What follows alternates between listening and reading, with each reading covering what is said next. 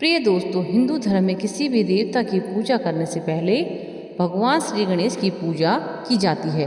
भगवान श्री गणेश के ज्ञान के देवता और उनकी पूजा करने से किसी प्रकार की बाधा को आसानी से दूर करने में मदद मिलती है। किंतु यदि गणेश भगवान की पूजा मंत्र का जाप के द्वारा न की जाए तो उनकी पूजा कभी भी संपन्न नहीं मानी जाती है। इसलिए आपको जब भी गणेश जी भगवान की पूजा करनी होती है मंत्रों के द्वारा ही करें। तो दोस्तों, ऐसे में गणेश जी भगवान बहुत जल्दी प्रसन्न हो जाते हैं। मंत्रों को पूरी श्रद्धा के साथ उसका मंत्र का याद करते हैं तो जीवन में बदलाव होना निश्चित हो जाता है। गणेश जी महाराज की कृपा से ऐसे व्यक्ति के जीवन में धन, यश, कीर्ति, सम्मान सभी प्रकार की सब सुविधाएं मिलना तय होता है। तो दोस्तों, बस आपको इस मंत्र को 108 बार अपने घर या दुकान पर मोबाइल फोन पर चलाकर सुनना है। और अगर आप किसी गणेश जी का महाराज की कृपा से अपने ऊपर पाना चाहते हैं तो हमारे चैनल ज्ञान के सागर को सब्सक्राइब कर दीजिएगा। वीडियो को दिल से लाइक करके कमेंट बॉक्स में जय श्री गणेश अवश्य लिखें। और दोस्तों, मंत्र भी कुछ हमारा इस प्रकार है। तो चलिए दोस्तों, मंत्र शुरू करते हैं। ओम एकदंताय विद्महे वक्रतुंडाय धीमहि तन्नो दन्ति प्रचोदयात्। ओम एकदंताय विद्महे वक्रतुंडाय धीमहि तन्नो दन्ति प्रचोदयात्। ओम एकदंताय विद्महे वक्रतुंडाय धीमहि तन्नो दन्ति प्रचोदयात्। ओम एकदंताय विद्महे वक्रतुंडाय धीमहि तन्नो दन्ति प्रचोदयात्। ओम एकदंताय विद्महे वक्रतुंडाय धीमहि तन्नो दन्ति प्रचोदयात्। ओम एकदंताय विद्महे वक्रतुंडाय धीमहि तन्नो दन्ति प्रचोदयात्। ओम एकदंताय विद्महे वक्रतुंडाय धीमहि तन्नो दन्ति प्रचोदयात्। ओम एकदंताय विद्महे वक्रतुंडाय धीमहि तन्नो दन्ति प्रचोदयात्। ओम एकदंताय विद्महे वक्रतुंडाय धीमहि तन्नो दन्ति प्रचोदयात्। ओम एकदंताय विद्महे वक्रतुंडाय धीमहि तन्नो दन्ति प्रचोदयात्। ओम एकदंताय विद्महे वक्रतुंडाय धीमहि तन्नो दन्ति प्रचोदयात्। ओम एकदंताय विद्महे वक्रतुंडाय धीमहि तन्नो दन्ति प्रचोदयात्। ओम एकदंताय विद्महे वक्रतुंडाय धीमहि तन्नो दन्ति प्रचोदयात्। ओम एकदंताय विद्महे वक्रतुंडाय धीमहि तन्नो दन्ति प्रचोदयात्।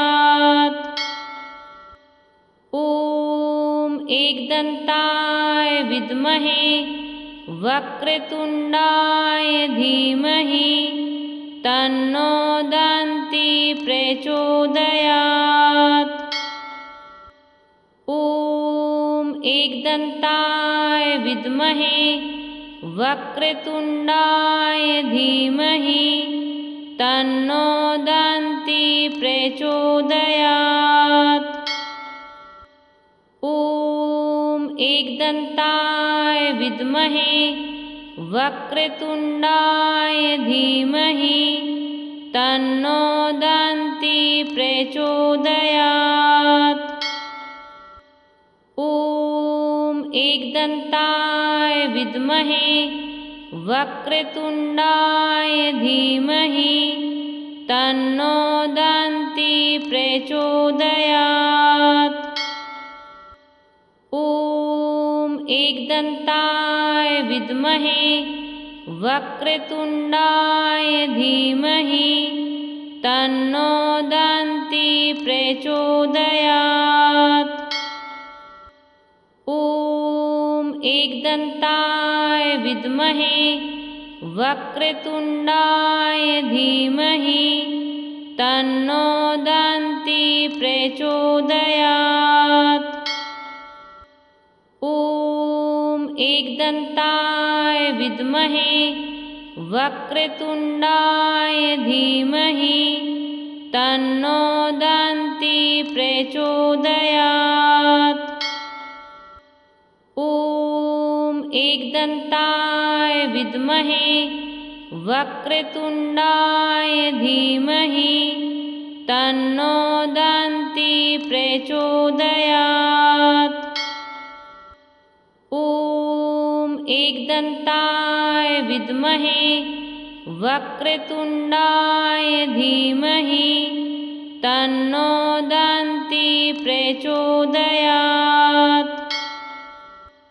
ॐ एकदन्ताय विद्महे वक्रतुण्डाय धीमहि तन्नो दन्ती प्रचोदयात्। ॐ एकदन्ताय विद्महे वक्रतुण्डाय धीमहि तन्नो दन्ती प्रचोदयात्। ॐ एकदन्ताय विद्महे वक्रतुण्डाय धीमहि तन्नो दन्ती प्रचोदयात्। ॐ एकदन्ताय विद्महे वक्रतुण्डाय धीमहि तन्नो दन्ती प्रचोदयात्। ॐ एकदन्ताय विद्महे वक्रतुण्डाय धीमहि तन्नो दन्ती प्रचोदयात्। ॐ एकदन्ताय विद्महे वक्रतुण्डाय धीमहि तन्नो दन्ती प्रचोदयात्। ॐ एकदन्ताय विद्महे वक्रतुण्डाय धीमहि तन्नो दन्ती प्रचोदयात्। ॐ एकदन्ताय विद्महे वक्रतुण्डाय धीमहि तन्नो दन्ती प्रचोदयात्। ॐ एकदन्ताय विद्महे वक्रतुण्डाय धीमहि तन्नो दन्ती प्रचोदयात्। ॐ एकदन्ताय विद्महे वक्रतुण्डाय धीमहि तन्नो दन्ती प्रचोदयात्। ॐ एकदन्ताय विद्महे वक्रतुण्डाय धीमहि तन्नो दन्ती प्रचोदयात्। ॐ एकदन्ताय विद्महे वक्रतुण्डाय धीमहि तन्नो दन्ती प्रचोदयात्। ॐ एकदन्ताय विद्महे वक्रतुण्डाय धीमहि तन्नो दन्ती प्रचोदयात्। ॐ एकदन्ताय विद्महे वक्रतुण्डाय धीमहि तन्नो दन्ती प्रचोदयात्। ॐ एकदन्ताय विद्महे वक्रतुण्डाय धीमहि तन्नो दन्ती प्रचोदयात्। ॐ एकदन्ताय विद्महे वक्रतुण्डाय धीमहि तन्नो दन्ती प्रचोदयात्। ॐ एकदन्ताय विद्महे वक्रतुण्डाय धीमहि तन्नो दन्ती प्रचोदयात्। ॐ एकदन्ताय विद्महे वक्रतुण्डाय धीमहि तन्नो दन्ती प्रचोदयात्। ॐ एकदन्ताय विद्महे वक्रतुण्डाय धीमहि तन्नो दन्ती प्रचोदयात्। ॐ एकदन्ताय विद्महे वक्रतुण्डाय धीमहि तन्नो दन्ती प्रचोदयात्। ॐ एकदन्ताय विद्महे वक्रतुण्डाय धीमहि तन्नो दन्ती प्रचोदयात्। ॐ एकदन्ताय विद्महे वक्रतुण्डाय धीमहि तन्नो दन्ती प्रचोदयात्। ॐ एकदन्ताय विद्महे वक्रतुण्डाय धीमहि तन्नो दन्ती प्रचोदयात्। ॐ एकदन्ताय विद्महे वक्रतुण्डाय धीमहि तन्नो दन्ती प्रचोदयात्। ॐ एकदन्ताय विद्महे वक्रतुण्डाय धीमहि तन्नो दन्ती प्रचोदयात्। ॐ एकदन्ताय विद्महे वक्रतुण्डाय धीमहि तन्नो दन्ती प्रचोदयात्। ॐ एकदन्ताय विद्महे वक्रतुण्डाय धीमहि तन्नो दन्ती प्रचोदयात्। ॐ एकदन्ताय विद्महे वक्रतुण्डाय धीमहि तन्नो दन्ती प्रचोदयात्। ॐ एकदन्ताय विद्महे वक्रतुण्डाय धीमहि तन्नो दन्ती प्रचोदयात्। ॐ एकदन्ताय विद्महे वक्रतुण्डाय धीमहि तन्नो दन्ती प्रचोदयात्। ॐ एकदन्ताय विद्महे वक्रतुण्डाय धीमहि तन्नो दन्ती प्रचोदयात्। ॐ एकदन्ताय विद्महे वक्रतुण्डाय धीमहि तन्नो दन्ती प्रचोदयात्। ॐ एकदन्ताय विद्महे वक्रतुण्डाय धीमहि तन्नो दन्ती प्रचोदयात्। ॐ एकदन्ताय विद्महे वक्रतुण्डाय धीमहि तन्नो दन्ती प्रचोदयात्। ॐ एकदन्ताय विद्महे वक्रतुण्डाय धीमहि तन्नो दन्ती प्रचोदयात्। ॐ एकदन्ताय विद्महे वक्रतुण्डाय धीमहि तन्नो दन्ती प्रचोदयात्।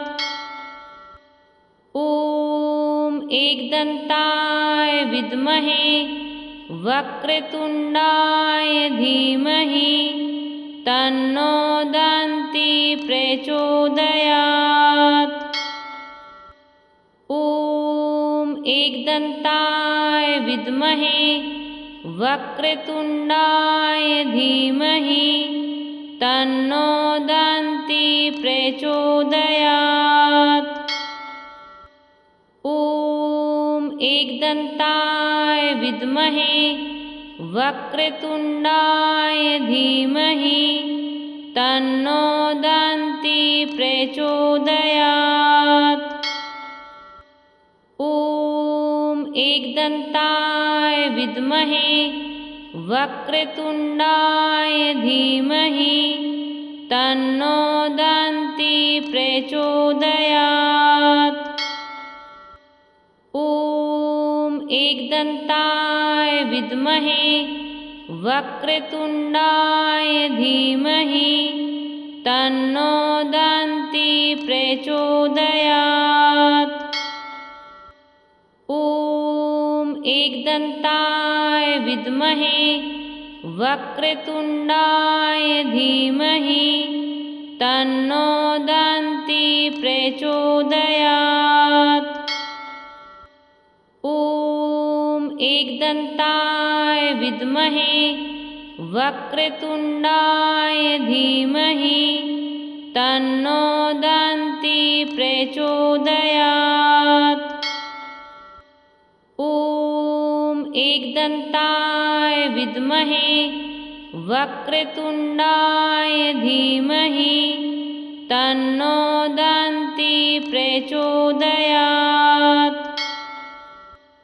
ॐ एकदन्ताय विद्महे वक्रतुण्डाय धीमहि तन्नो दन्ती प्रचोदयात्। ॐ एकदन्ताय विद्महे वक्रतुण्डाय धीमहि तन्नो दन्ती प्रचोदयात्। ॐ एकदन्ताय विद्महे वक्रतुण्डाय धीमहि तन्नो दन्ती प्रचोदयात्। ॐ एकदन्ताय विद्महे वक्रतुण्डाय धीमहि तन्नो दन्ती प्रचोदयात्। ॐ एकदन्ताय विद्महे वक्रतुण्डाय धीमहि तन्नो दन्ती प्रचोदयात्। ॐ एकदन्ताय विद्महे वक्रतुण्डाय धीमहि तन्नो दन्ती प्रचोदयात्। ॐ एकदन्ताय विद्महे वक्रतुण्डाय धीमहि तन्नो दन्ती प्रचोदयात्।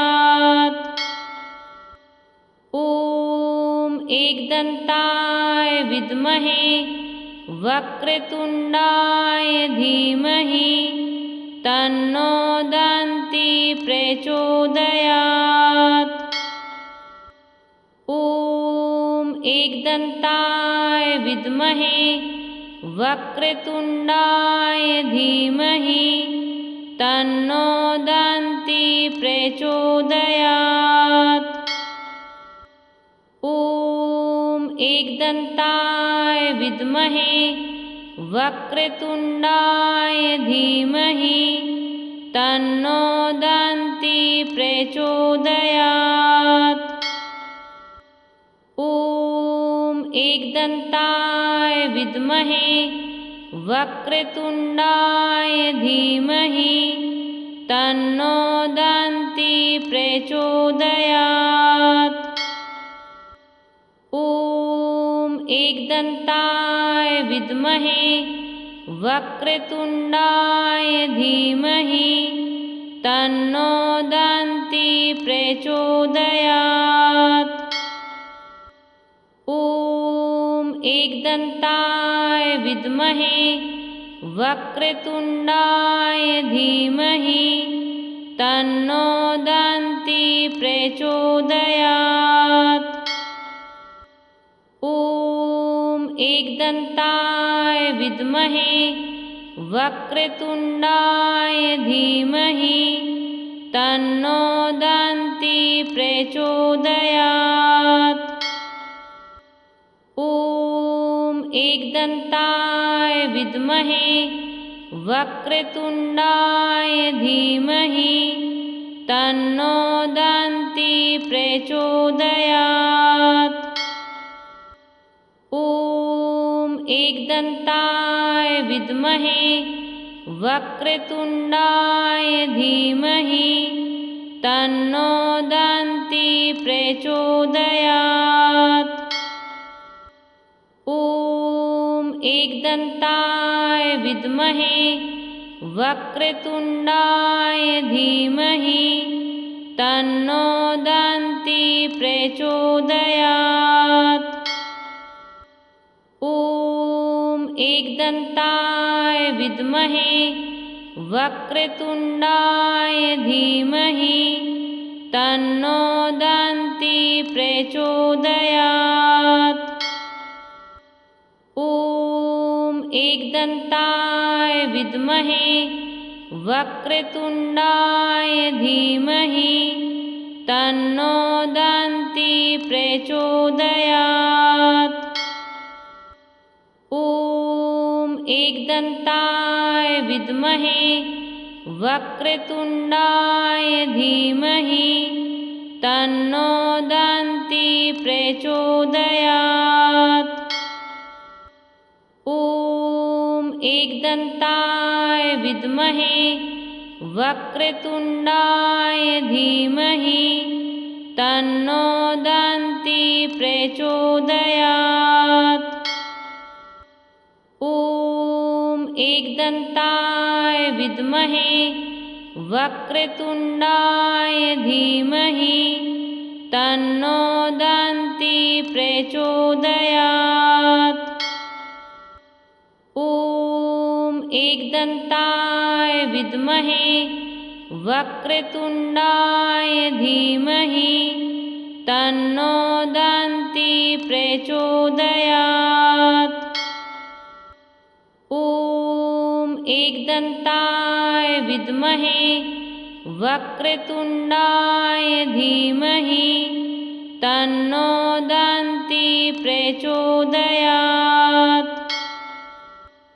ॐ एकदन्ताय विद्महे वक्रतुण्डाय धीमहि तन्नो दन्ती प्रचोदयात्। ॐ एकदन्ताय विद्महे वक्रतुण्डाय धीमहि तन्नो दन्ती प्रचोदयात्। ॐ एकदन्ताय विद्महे वक्रतुण्डाय धीमहि तन्नो दन्ती प्रचोदयात्। ॐ एकदन्ताय विद्महे वक्रतुण्डाय धीमहि तन्नो दन्ती प्रचोदयात्। ॐ एकदन्ताय विद्महे वक्रतुण्डाय धीमहि तन्नो दन्ती प्रचोदयात्। ॐ एकदन्ताय विद्महे वक्रतुण्डाय धीमहि तन्नो दन्ती प्रचोदयात्। ॐ एकदन्ताय विद्महे वक्रतुण्डाय धीमहि तन्नो दन्ती प्रचोदयात्। ॐ एकदन्ताय विद्महे वक्रतुण्डाय धीमहि तन्नो दन्ती प्रचोदयात्। ॐ एकदन्ताय विद्महे वक्रतुण्डाय धीमहि तन्नो दन्ती प्रचोदयात्।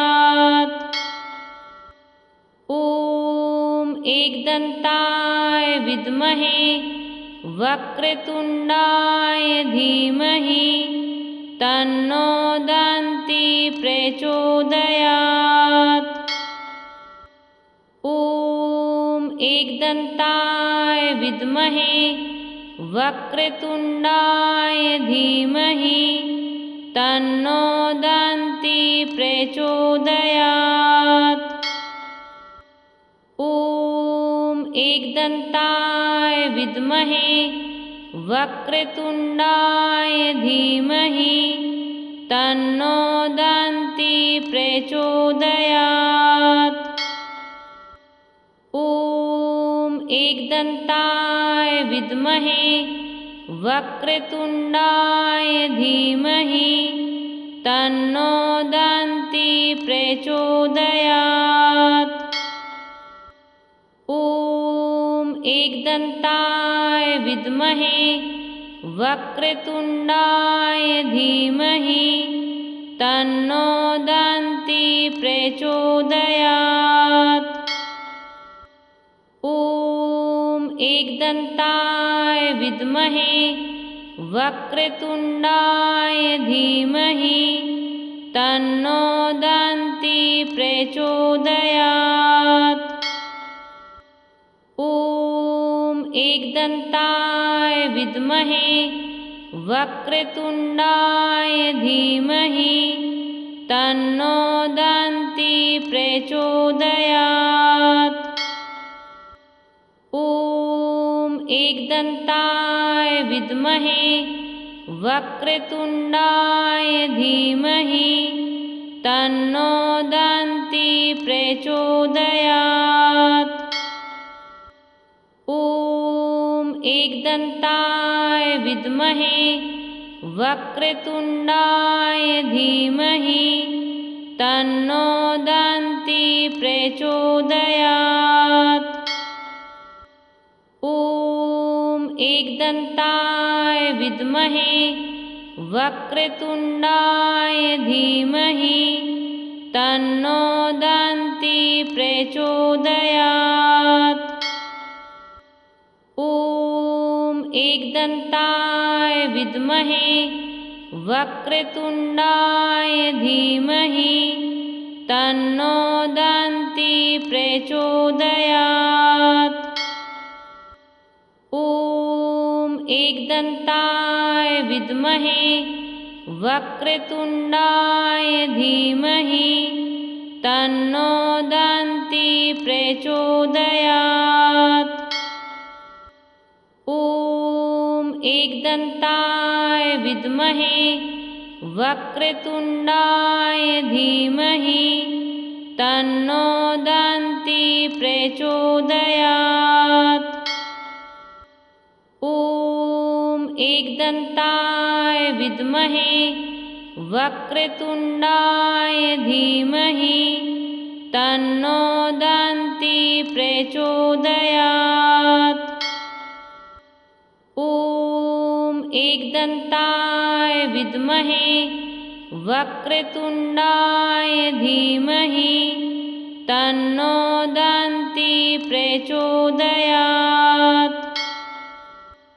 ॐ एकदन्ताय विद्महे वक्रतुण्डाय धीमहि तन्नो दन्ती प्रचोदयात्। ॐ एकदन्ताय विद्महे वक्रतुण्डाय धीमहि तन्नो दन्ती प्रचोदयात्। ॐ एकदन्ताय विद्महे वक्रतुण्डाय धीमहि तन्नो दन्ती प्रचोदयात्। ॐ एकदन्ताय विद्महे वक्रतुण्डाय धीमहि तन्नो दन्ती प्रचोदयात्। ॐ एकदन्ताय विद्महे वक्रतुण्डाय धीमहि तन्नो दन्ती प्रचोदयात्।